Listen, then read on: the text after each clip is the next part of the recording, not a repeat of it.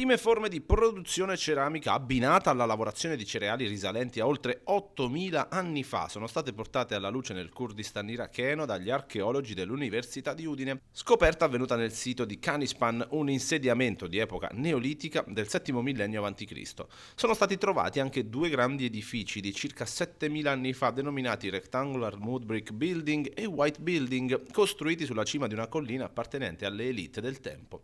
Si tratta dei principali risultati della campagna di scavi condotta quest'anno nell'ambito del progetto Asingaran Excavation Project diretto dall'Ateneo Friulano e dalla Direzione delle Antichità di Dohuk. L'obiettivo del progetto è ricostruire i meccanismi che hanno trasformato le prime società agricole di tipo egalitario in insediamenti complessi caratterizzati da specializzazione nel lavoro, insomma un prototipo di società moderna.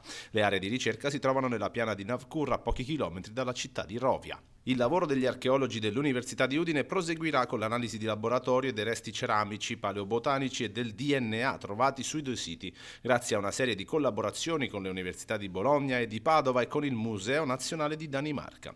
I risultati di queste indagini permetteranno di ricostruire il tessuto sociale delle prime comunità residenti ad Asingaran e più in generale nella piana di Navkur. Il progetto è coordinato da Marco Iamoni e fa capo al Dipartimento di Studi Umanistici e del Patrimonio Culturale dell'Ateneo Udinese. I lavori hanno riportato alla luce anche abitazioni in pietra di dimensioni ridotte, risalenti a 3 diversi momenti di occupazione di epoca ottomana media e tarda, tra il 1500 e il 1800 d.C. Al loro interno e negli spazi aperti circostanti sono state rinvenute anche focolari e buche di palo, forni per la cottura di alimenti e una fornace, indizi della funzione domestica dell'area.